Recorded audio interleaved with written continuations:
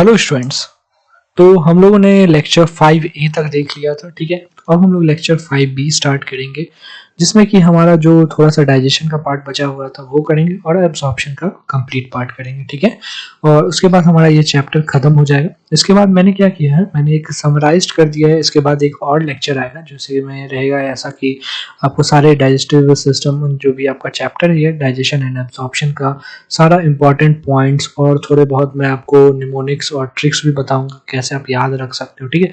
और इम्पॉर्टेंट चीज़ें जो हमें याद रखने हैं, जो एग्जाम में आ सकता है, वो चीज़ मैं बताऊंगा अलग लेक्चर में, ठीक है। तो ये आपका थ्योरी वाला लास्ट लेक्चर होने वाला है 5B, ठीक है। Lecture 5B is the last lecture for this, ठीक है। और उसके बाद एक एक्स्ट्रा लेक्चर आएगा जिसमें कि सारे ट्रिक्स रहेंगे और इंपॉर्टेंट पॉइंट्स रहेंगे, ठीक है। और निमोनिक्स भी रहेंगे जिसे आप याद कर सकते हो, ठीक है। तो अब स्टार्ट करते हैं, सिंपल एज दैट।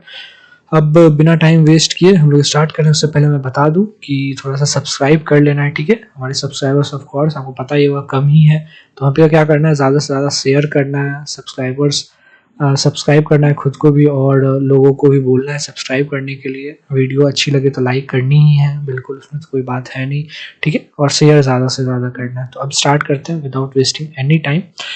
तो यहाँ तक हमने कर लिया था, ठीक है। लार्ज इंटेस्टाइन पे पहुंच गए थे, क्या हो रहा था, अनडाइजेस्टेड फूड जो है वो लार्ज इंटेस्टाइन में आ गया। फिर अब क्या होता है, no significant digestive activity occurs in the large intestine, the functions of large intestine are. तो ऑब्वियसली जो कोई भी ऐसा कोई डाइजेस्टिव एक्टिविटी नहीं होती है आपको लार्ज इंटेस्टाइन में, डाइजेशन तो लगभग ड्यूडेनम में ही काम तमाम हो जाता है, थोड़ा बहुत जो बच जाता है होते रहता है, ठीक है। मोस्टली एब्जॉर्प्शन ही होता है उसके बाद, ठीक है। जैसे आपका जेजुनम हुआ, इलियम, उसका एब्जॉर्प्शन ही हो रहा है। तो लार्ज इंटेस्टाइन में वही हुआ कि absorption of some water, minerals and certain drugs. तो बहुत कुछ तो एब्जॉर्ब हो गया, बट कुछ वाटर हो गया, कुछ मिनरल्स हो गए, कोई ड्रग हो गया, ये सब एब्जॉर्ब हो जाएगा आपका लार्ज इंटेस्टाइन में। साथ ही साथ क्या होता है, इसका काम क्या है कि secretion of mucus which helps in adhering the waste undigested particles together and lubricating it for easy passage। तो of course mucus का secretion करना भी एक रोल है इसका, आपका लार्ज इंटेस्टाइन का। और ऐसा सिक्रीट करके ये क्या कर रहे हैं, ये आपको जो वेस्ट अनडाइजेस्टेड पार्टिकल्स है उसे एक साथ एडहेयर कर रहे हैं, मतलब एक साथ चिपका रहे हैं, ठीक है। और ल्यूब्रिकेशन में तो ये हेल्प करता ही है, ठीक है। The undigested unabsorbed substances called feces enters into the cecum of the large intestine through ileocecal valve। तो आपका जो अनडाइजेस्टेड अनएब्जॉर्ब्ड सब्सटेंस बचा उसे हम लोग फीसिस कह रहे हैं, और ये जो है आपका सीकम में आ जाता है। लार्ज इंटेस्टाइन का पहला पार्ट आपका सीकम ही है। तो आपका सीकम में आ जा रहा है ये, ठीक है। और सीकम में किसके थ्रू आता है, तो ऑब्वियसली इलियोसिकल वाल्व के थ्रू आता है। तो स्मॉल इंटेस्टाइन का लास्ट पार्ट आपका इलियम है और सीकम से जुड़ रहा है, वो जुड़ रहा है। तो इलियम और सीकम के बीच में आपका इलियोसिकल वाल्व प्रेजेंट है और उसी के थ्रू आपका अनडाइजेस्टेड अनएब्सॉर्ब फीसिस जा रहे हैं उसमें, ठीक है। ये वाल्व इसलिए ताकि वो उसका बैक फ्लो ना हो जाए, मतलब वापस ना जाने लगे वो, ठीक है।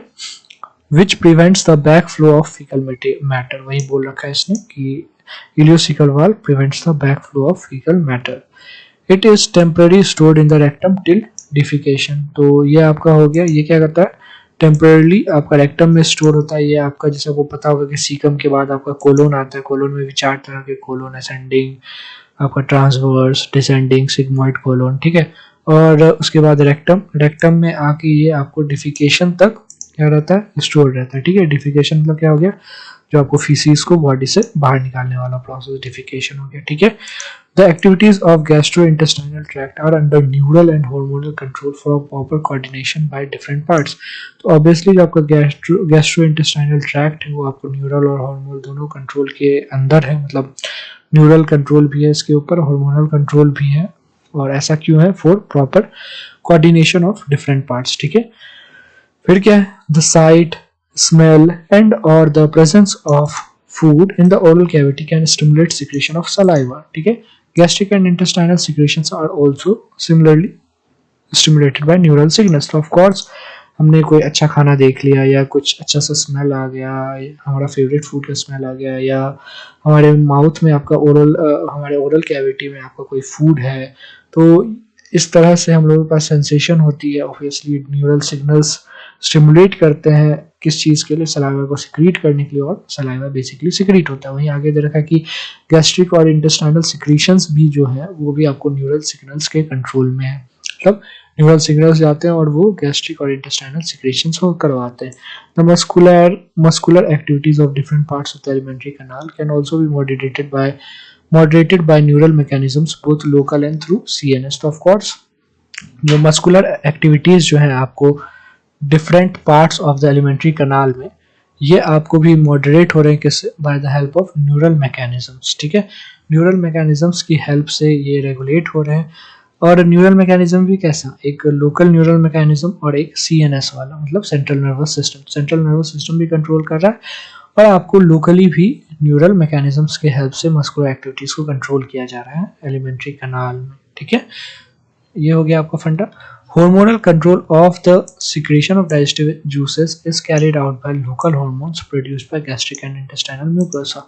जैसे कि आपको एक हार्मोन का नेम याद होगा, एंटेरोकाइनेज, वो आपको ट्रिप्सिनोजन को एक्टिवेट करता है। तो इसी तरह बहुत सारे ऐसे ही हार्मोन्स हैं और हार्मोनल कंट्रोल जो हो रहा है डाइजेस्टिव जूसेस का सिक्रेशन के लिए, जैसे कि अभी तो हम लोग उतना डिटेल में नहीं पढ़ रहे हैं, NCERT है इसलिए लिमिट में ही पढ़ रहे हैं, बट थोड़ा सा डाइजेशन को जब आप डिटेल में पढ़ोगे तो आपको देखने को मिलेगा कि बहुत सारे हार्मोन्स डिफरेंट टाइप के होते हैं और उनका अलग अलग काम है। ठीक है, तो इसीलिए आप बोल सकते हो कि हार्मोनल कंट्रोल जो है सिक्रीशन ऑफ डाइजेस्टिव जूस, ये it is carried out by local hormones produced by gastric and intestinal mucosa. Obviously gastric और इंटेस्टाइनल म्यूकोसा कंट्रोल करते हैं, प्रोड्यूस करते हैं। ठीक है, और वो हार्मोन्स जो है वो लोकली कंट्रोल करते हैं सिक्रेशन ऑफ डाइजेस्टिव जूसेस को। ठीक है, तो कैलोरीफिक वैल्यू मैंने आपको पढ़ा ही दिया, बहुत पहले ही पढ़ाया। अब आते हैं हम लोग एब्जॉर्प्शन पे। ठीक है, तो एब्जॉर्प्शन वाला पार्ट करते ही हमारा ये चैप्टर हो जाएगा फाइनली फिनिश। ठीक है, तो एब्जॉर्प्शन में देख लेते क्या दे रखा है। Absorption of digested products. Absorption is the process by which the end products of digestion pass through the intestinal mucosa into the blood or lymph। तो obviously एक ऐसा प्रोसेस है absorption जिसमें क्या होता है कि जो डाइजेशन का एंड प्रोडक्ट्स है, मतलब सिंपलर सब्सटेंसेस या सिंपलर फॉर्म्स में जो हम लोगों ने फूड को तोड़ा है, वो आपको इंटेस्टाइनल म्यूकोसा की हेल्प से या थ्रू इंटेस्टाइनल म्यूकोसा के थ्रू हमारे ब्लड और हमारे लिम्फ में जाएगा और इवेंचुअली एक सेल्स तक पहुंचेगा। It is carried out by passive, active and facilitated transport mechanisms। तीनों आपको mechanisms पता होंगे। ठीक है, ये बेसिक है, 11th की बात है। Small amounts of monosaccharides like glucose, amino acids and some electrolytes like chloride ions are generally absorbed by simple diffusion। तो simple diffusion से क्या क्या absorb हो रहा है, आपका ग्लूकोज हो रहा है, अमाइनो एसिड हो रहा है और some electrolytes जैसे कि क्लोराइड, ये हो रहे हैं simple diffusion से absorb। फिर देखिए the passage of these substances into blood depend upon the concentration gradients। of course blood में जाने के लिए कंसंट्रेशन ग्रेडियंट पे डिपेंड करते हैं ये सब। ऑफ कोर्स सिंपल डिफ्यूजन से हो रहा है, मतलब इंटेस्टाइन में आपको इसका कंसंट्रेशन ज़्यादा होगा, ब्लड में कम होगा, तो इवेंचुअली हाई कंसंट्रेशन से लो कंसंट्रेशन पे चले जाएंगे। फिर अगर however some substances like glucose and amino acid are absorb with the help of carrier proteins. This mechanism is called facilitated transport. अब आपको यहाँ पे पंगे हो गए यार, बोला अभी तो ऊपर बोल रहे हो कि ग्लूकोज सिंपल से हो रहा है, तो यार देखो ऐसा है कि सिंपल से कुछ ग्लूकोज हो रहे हैं, कुछ ग्लूकोज आपको फैसिलिटेटेड ट्रांसपोर्ट का हेल्प ले रहे हैं, उसी तरह कुछ ग्लूकोज कुछ अमाइनो एसिड, ऐसे ऐसे करके ये काम चलता है। ठीक है, ऐसा आप मत पल्ले पड़ जाना कि यार सिंपल से बोला है तो ग्लूकोज सारा ग्लूकोज सिंपल से होगा, नहीं, ये पंगा नहीं लेना है हमें। फिर देखा है transport of water depends upon the osmotic gradient. ठीक है, ऑब्वियसली ऑस्मोसिस के थ्रू जाएगा, मतलब ऑस्मोटिक ग्रेडियंट पे डिपेंड करेगा, जहाँ कंसंट्रेशन ज़्यादा है वहाँ से कम कंसंट्रेशन की तरफ एक्टिवली भी लिया जा सकता है इसको। वैसे ऊपर देखते हैं क्या दे रखा है। Active transport occurs against the concentration gradient and hence requires energy. Of course अगर अगेंस्ट द कंसंट्रेशन ग्रेडियंट हम लोग काम करना चाहेंगे तो प्रॉब्लम आ जाएगी, क्यों? क्योंकि हमें एनर्जी चाहिए अगेंस्ट वर्क करने के लिए। Various nutrients like amino acids, monosaccharides like glucose, electrolytes, sodium ion are absorbed into the body by this mechanism, active transport वाले mechanism। फिर आप पल्ले पड़ जाओ यार, फिर बोला आपने ग्लूकोज अमाइनो एसिड की, पहले तो बोला सिंपल, फिर हमने मान लिया, फिर आपने बोला फैसिलिटेट, चलो वो भी मान लिया, अब आप बोल रहे हो एक्टिव। वही बात है कि कुछ ग्लूकोज सिंपल से हो रहे हैं, कुछ फैसिलिटेटेड से, कुछ आपका एक्टिव से भी हो रहे हैं। सर पंगे क्या है, सोडियम आयन लेकिन आपका एक्टिव से हो रहा है, क्लोराइड आयन आपका किससे हो रहा है, आपका सिंपल से हो रहा है, ये चीज ध्यान रखोगे। Fatty acids and glycerol being insoluble can not be absorbed into the blood. Of course fatty acid और जो आपके ग्लिसरॉल होते हैं वो इनसॉल्युबल होते हैं, ठीक है, और इसी कारण से वो ब्लड में नहीं एब्जॉर्ब हो पाएंगे। तो they are first incorporated into small droplets called micelles which move into the intestinal mucosa. तो ऑफ कोर्स इन्हें क्या किया जा रहा है, आपको स्मॉल ड्रॉपलेट्स में तोड़ दिया जा रहा है, जो हम लोग मिसल्स कह रहे हैं, जो कि क्या करेंगे, जो कि इंटेस्टाइनल म्यूकोसा में जाएंगे, ठीक है, उसके अंदर जाएंगे, उसके थ्रू जाएंगे, ठीक है। तो इसमें स्मॉल ड्रॉपलेट्स मिसल में तोड़ा जा रहा है इसे, ऑब्वियसली किसकी हेल्प से, ऑफ कोर्स बाइल की हेल्प से हो रहा है ये सब। They are reformed into very small protein coated fat globules. ये फैट है और उसके ऊपर प्रोटीन की लेयर लगा दी हमने, कॉल्ड कॉलीमाइक्रोन्स, जिसे हम लोग कॉलीमाइक्रोन्स कह रहे हैं, which are transported into the lymph vessels lacteals in the villi. Villi में आप लोगों को लैक्टियल्स मैंने ऊपर दिखाया था, ये कॉलीमाइक्रोन्स है जो कि आपके लिम्फ वेसल्स में जा रहे हैं, लैक्टियल्स में जा रहे हैं, मिसल्स नहीं जा रहे हैं, कॉलीमाइक्रोन्स जा रहे हैं। कॉलीमाइक्रोन्स क्या है, प्रोटीन कोटेड फैट ग्लोब्यूल्स। तो ये चीज आप ध्यान रख सकते हो, इंपॉर्टेंट है, ठीक है। तो ये हो गया आपका।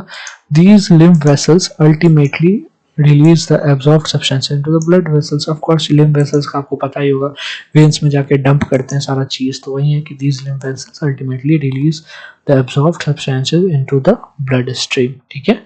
एब्जॉर्प्शन ऑफ सब्सटेंसेस से आगे हम लोग पढ़ते हैं, ओके।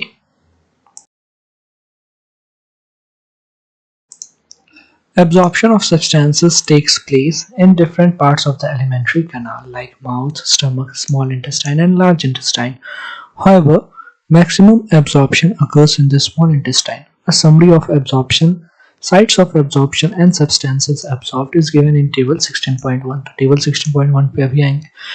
यही बोल रखा है कि एब्जॉर्प्शन जो है different parts of alimentary canal में होता है। कुछ एब्जॉर्प्शन मतलब कुछ चीज़ों का एब्जॉर्प्शन माउथ में होता है, किसी का स्टमक में, किसी का स्मॉल इंटेस्टाइन और किसी का लार्ज इंटेस्टाइन में, ठीक है। बट इन सब के बाद भी मैक्सिमम एब्जॉर्प्शन जो होता है वो आपका स्मॉल इंटेस्टाइन में होता है। तो ये नहीं बोलना है कि मैक्सिमम एब्जॉर्प्शन कहाँ होता है, तो वो आपका स्मॉल इंटेस्टाइन में होता है, कोई इसमें दिक्कत वाली बात है नहीं। तो देखते हैं ये एब्जॉर्प्शन का चार्ट दे रखा है कि माउथ में क्या एब्जॉर्ब हो रहा है, स्टमक में क्या हो रहा है, स्मॉल इंटेस्टाइन में क्या हो रहा है, लार्ज इंटेस्टाइन में क्या हो रहा है। तो माउथ में कुछ तरह के ड्रग्स होते हैं, certain drugs coming in contact with the mucosa of the mouth and lower side of the tongue are absorbed into the blood capillaries lining them। तो of course माउथ में जो है कुछ ड्रग्स जो है वो म्यूकोसा के कांटेक्ट में आते हैं, उससे एब्जॉर्ब होते हैं, और कुछ ड्रग ऐसे होते हैं जैसे सबलिंगुअल ड्रग्स होते हैं, बहुत सारे पेन किलर होते हैं, मैंने भी कहीं खाया था।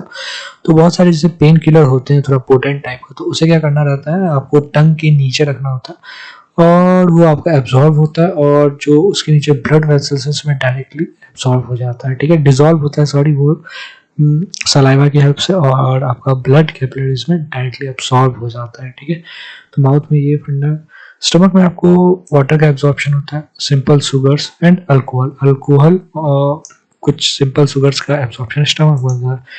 स्मॉल इंटेस्टाइन में बात कर लो कि it is the principal organ of absorption of nutrients. The digestion is completed here, and the final products of digestion such as glucose, fructose, fatty acid, glycerol and amino acids are absorbed through the mucosa into the blood stream and lymph। तो of course digestion जो है आपका वो complete हो जा रहा है कहाँ, small intestine में, basically duodenum के आसपास ही बहुत सारा digestion हो जाता है उसका, तो absorption का ही काम start होता है। और यहाँ पे दे रखा है कि फाइनल प्रोडक्ट्स जो है डाइजेशन के, जैसे glucose, fructose, fatty acid, glycerol, amino acids, ये सारे एब्जॉर्ब होते हैं through mucosa into blood stream में, जैसे आपका ग्लूकोज, फ्रक्टोज होता है, बट लिम्फ में आपका फैटी एसिड, ग्लिसरॉल होता है। लार्ज इंटेस्टाइन में ये होता है कि absorption of water, some minerals and drugs takes place, ठीक है। तो कुछ वाटर, कुछ मिनरल्स और कुछ ड्रग्स का एब्जॉर्प्शन होता है। फिर देखा the absorbed substances finally reach the tissues which utilize them for their activities। तो जो एब्जॉर्ब सब्सटेंस मतलब एब्जॉर्ब कर लिया गया ब्लड कैपिलरीज में चल गया, इवेंचुअली लिम्फ के थ्रू भी तो ब्लड में जा रहे हैं, तो वो आपको जो रिक्वायर्ड टिश्यूज है, जो टिश्यूज को रिक्वायरमेंट है वहां तक पहुंचते हैं। This process is known as assimilation, ठीक है। तो इसे हम लोग एसिमिलेशन कहेंगे। तो एसिमिलेशन थोड़ा ध्यान रखोगे, एसिमिलेशन को बच्चे एब्जॉर्प्शन से कंफ्यूज कर जाते हैं, नहीं, एब्जॉर्प्शन बस मियर प्रोसेस है कि हाँ ब्लड कैपिलरीज में आ गए, बट ब्लड कैपिलरीज से टारगेट ऑर्गन तक सब्सटेंसेस को लेके जाना, उसे वहाँ पे प्रोवाइड करना, उसे हम लोग एसिमिलेशन कहते हैं। The digestive waste solidified into coherent feces in the rectum initiate a neural reflex causing an urge or desire for its removal। तो जो digestive waste जो बच गया है आपका, ये solidify होता है into coherent feces, मतलब चिपके हुए feces में, in the rectum, obviously rectum में होता है, और ये इनिशिएट करते हैं एक neural reflex which cause what? Which cause a urge or desire for its removal. The ejection of feces to the outside through the anal opening is known as defecation, is a voluntary process and is carried out by mass peristaltic movement. ठीक है, तो ये ध्यान रखना है आपको. Sorry, मास peristaltic movement है, मैं प्रोनाउंस नहीं कर पा रहा था इसे. ठीक है, तो ये हो गया आपका. तो होता क्या है कि जो इजेशन वाला प्रोसेस है जिसमें कि आपका ऑब्वियसली फीसिस को जो है एनल ओपनिंग के थ्रू बॉडी से बाहर निकाला जाता है, जिसे हम लोग डिफिकेशन भी कह रहे हैं, ये एक वॉलंटरी प्रोसेस है. तो ये ध्यान रखना है. न्यूरल रिफ्लेक्स तो वो क्रिएट कर रहे हैं, बट वो अर्ज ही बस हो रहा है, अर्ज या डिजायर हो रहा है आपको इसके रिमूवल का. बट इवेंचुअली इजेशन करना या डिफिकेशन करना ये आपका एक वॉलंटरी प्रोसेस, और ये एक मास पेरिस्टाल्टिक मूवमेंट के द्वारा किया जाता है. तो ये दो टर्म्स ध्यान रखना है, वॉलंटरी प्रोसेस और मास पेरिस्टाल्टिक मूवमेंट. ठीक है, तो यहाँ पे आपका ये पूरा चैप्टर कंप्लीट हो जाता है. आपको मैंने डिसऑर्डर्स पहले ही बता दिए. समरी थोड़ा सा देखने की बात है, वही सब कुछ दे रखा है, ऐसा तो कोई बड़ी बात है नहीं इसमें. ठीक है, तो समरी भी आपका लगभग कंप्लीट ही है. एक बार देखना है तो चलो देख लेते हैं. The digestive system of humans consist of alimentary canal and associated digestive glands. कोई दिक्कत नहीं है, सिंपल सा line. The alimentary canal consist of the mouth, buccal cavity, pharynx, oesophagus, stomach, small intestine, large intestine, rectum and anus. पढ़ रखा है. The accessory digestive glands include the salivary glands, the liver with gall bladder and the pancreas. Inside the mouth the teeth masticates the food, the tongue teaches the food and manipulates it for proper mastication by mixing with saliva. Saliva contains salivary digestive enzymes, salivary amylase or ptyalin, that digest the starch and convert it into maltose, which is a trisaccharide, of course. The food then passes into the pharynx and enters the esophagus in the form of bolus, which is further carried down through the esophagus by peristalsis into the stomach. In the stomach, mainly protein digestion takes place. The absorption of simple sugars, alcohol and medicines takes place in the stomach. The chyme food enters into the duodenal portion of the small intestine and is acted upon by pancreatic juice, bile and finally by enzymes of the succus entericus. So the digestion of carbohydrates, proteins and fats is completed. The food then enters into the jejunum and ileum portions of the small intestine. Carbohydrates are digested and converted into monosaccharide like glucose. Proteins are finally broken down into amino acids. Fats are converted into fatty acid and glycerol. The digested and end products are absorbed into the body through the epithelial lining of the intestinal villi. The undigested feces enters the cecum of the large intestine through ileocecal valve, which prevents the backflow of the fecal matter. Most of water is absorbed in the large intestine. The undigested food becomes semi-solid in nature and then enters into the rectum, that is rectum, anal canal and is finally egested out through the anus. तो ये फंडा है. पूरा summary भी मैंने आपको बता दिया, कुछ नया था ही नहीं इसमें, लिटरली एक वर्ड भी नया नहीं था जो आपने ऊपर नहीं पढ़ा. तो आपका ये पूरा चैप्टर यहाँ पे कंप्लीट हो जाता है. ठीक है, अब इसके बाद एक सीरीज आएगी. सीरीज क्या, बेसिकली एक लेक्चर आएगा, इसमें इंपॉर्टेंट पॉइंट्स मैं बता दूंगा इस चैप्टर का. ठीक है, तो ये आपका कंप्लीट हो गया. होपफुली आपको अच्छे से समझ में आ गया होगा. आपको क्या करना है, आपको बस सब्सक्राइब कर देना, वीडियो को लाइक कर देना और शेयर अच्छे से करना है, एकदम पूरा दम लगा के शेयर करना है, ज़्यादा से ज़्यादा लोगों तक पहुंचाना है. ठीक है, तो ये फंडा हो गया. Thank you.